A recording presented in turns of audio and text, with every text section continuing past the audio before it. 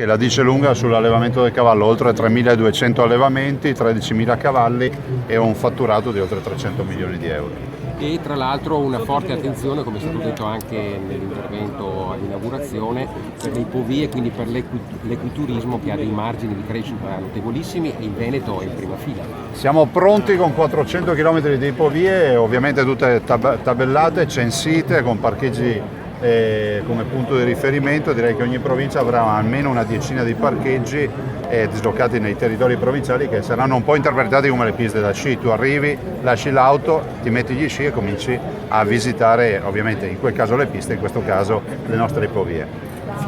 Senta Presidente, il cavallo in un certo senso, come dire, è un tema consolante per il Veneto. Ci sono altri temi che invece preoccupano di più. Siamo reduci da un incontro a Roma. Siamo reduci da un incontro a Roma, dalla tragica stabilità che comunque vede aumentato di 1 miliardo di euro il budget rispetto all'anno scorso, ma vedono aumentate anche le nostre incombenze. Prova ne sia che abbiamo nuove attività da erogare nei servizi sanitari per 2 miliardi e 6, che vuol dire che manca ancora 1 miliardo e 6 all'appello. Siamo relegati, come dire, ai margini.